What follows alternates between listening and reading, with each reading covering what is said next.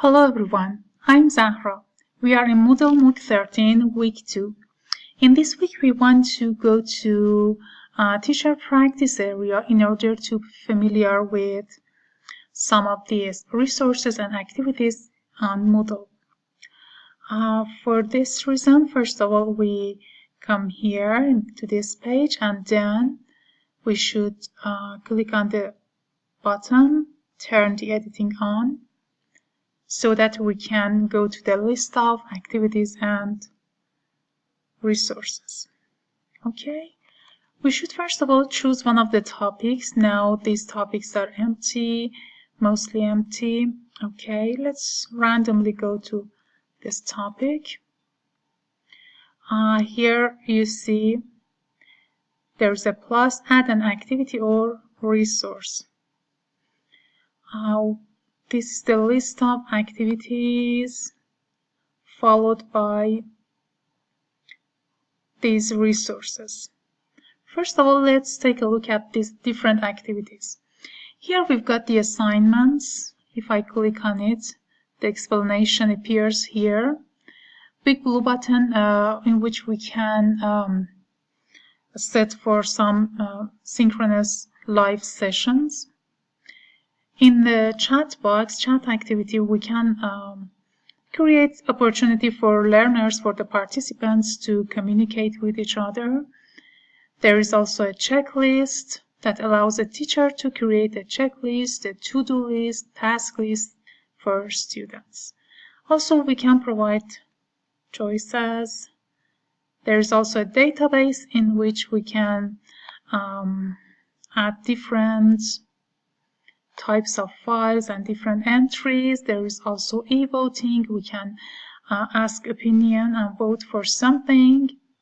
Here, fair allocation, providing feedback, and forum. Forum is my favorite activity in which we can exchange, almost like the chat, we can exchange information, opinion, discuss something, and create a very good platform for discussion. There are also interesting games, crossword, hangman, millionaire, snake and ladder, Sudoku. There's also glossary here, group choice, group self-selection, group formation. These are very useful for creating groups and encouraging group work. Hot questions and hot potato. Yes, there's a link to the hot potato in which we can create some quizzes and activities and tasks, and a link to the Moodle, to our courses or sessions. There is also interactive content. I should explore this one. Journal, lessons, media collection. We can also create mind maps, smooth typer, and podcast here. Questionnaires and quizzes can also be added here, created and added here. Read aloud in order to record voice, a link to Skype. Student folder, again another type of survey. There is task chain, I don't know what it is, I should explore it. Treasure hunt, WizIQ class, live class, that is again like a Skype, a link to WizIQ, and also workshop. Well, by clicking on each of these things and clicking on the button add, we can add it to that topic that we have selected. Okay, let's see. For example, about workshop. Here we've got different options and different places to write. Workshop name, workshop 1, for instance, and then we may want to add some description here about the workshop. And if we want to display the description on the course page, we should tick here. Then grading setting. is also provided here. We can make different settings, change the settings for the grading. For example, grading strategy, well, grade for submission. Depending on the need and our purpose of creating the workshop, we can make different changes for it. Submission grade to pass, grade for the assessment grade, and also submission settings. We can make different changes in it. Assessment settings, feedback. As you see, there are different options that can change this workshop to a very good place for assessment and evaluation of learning. Okay, after making different adjustments, we should save and display, or save and return to the course. Okay, I haven't made much changes in it. There are different activities that I really want to go to them one by one. As you see, workshop appears here. There are some buttons. If I push this button, I can go to edit setting and make different adjustments and setting. I can change this place to the left or right. I can hide it or completely delete it. It asks me for confirmation. Are you sure you want to delete the workshop one? Yes. Okay, I've deleted this one. I have already selected some of the activities on this topic, and we go to some of them one by one. Okay, I've created a kind of sandbox. First of all, my favorite activity is Big Blue Button. That allows us to create a kind of live class. This conference has ended.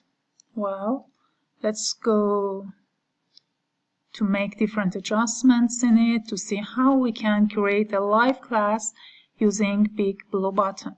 I go to edit setting, and wow, okay.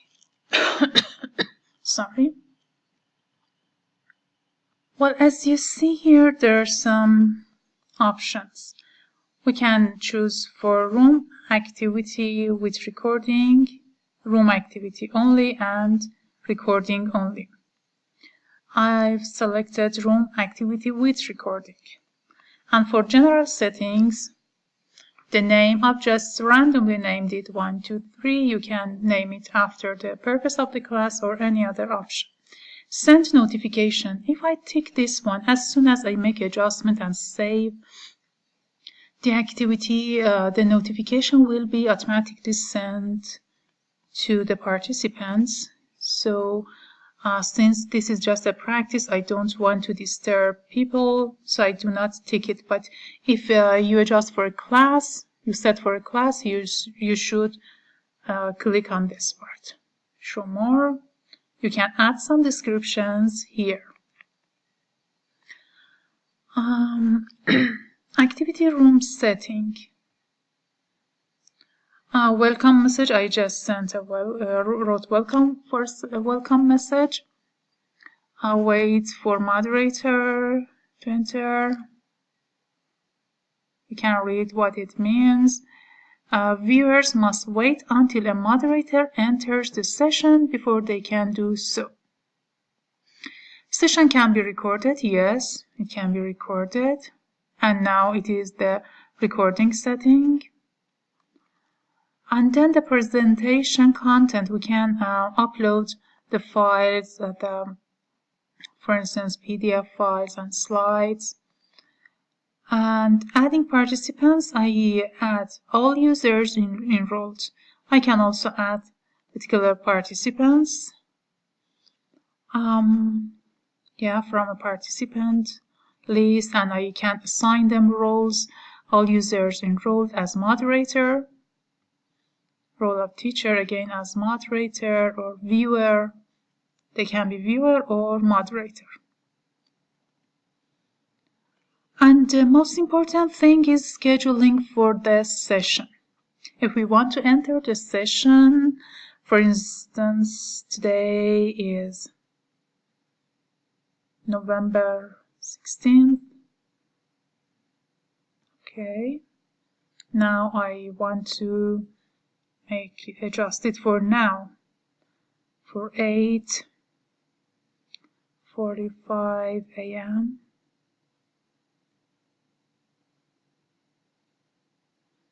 up to 9, for instance, 9:30. Well, common module settings, we can set an ID number, group mode, make restrictions, and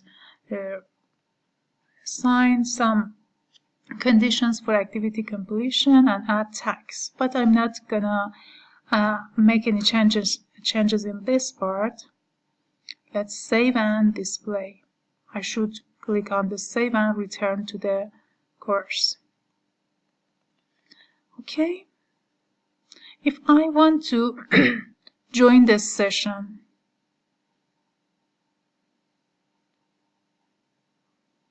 I should click on the join this session and let's see what happens.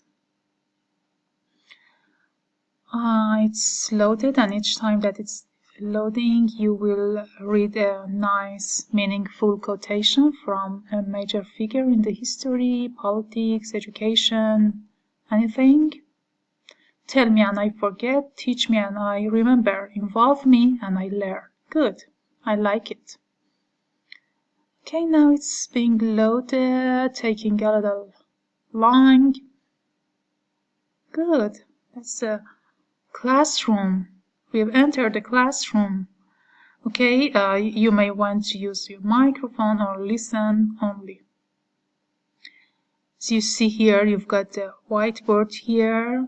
We can draw things,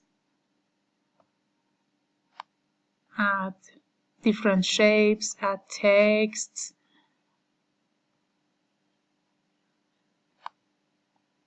and then again circles and things. And also there are other options here I haven't explored yet. And users appear here. Now I'm the only user here. Webcams appear here, and in this part we can use the chat box. Okay. Now I've sent a welcome note to other people. The options, everything can be found here, and just I need to make more exploration to make sure which parts can be used. Enable audio, share your webcam, open screen, share a public window, etc. Okay. Let's go back to the activities, to the topic. The other activities I've added include snake and ladder game, mind map. For snake and ladder game, I tried to create an activity, but the glossary from which I wanted to choose the words was not available. And for mind map still, and again for hangman. For feedback and quizzes and votes, we can write the question and answer it. Here no questions have been added yet. For voting, for example, we can ask students to vote on something, e-voting in fact. I added this question, which book to study, as if I'm asking, I'm giving option to my student, book 1, book 2. We can choose for anything, and here the time to vote can be adjusted or disabled. time restriction can be set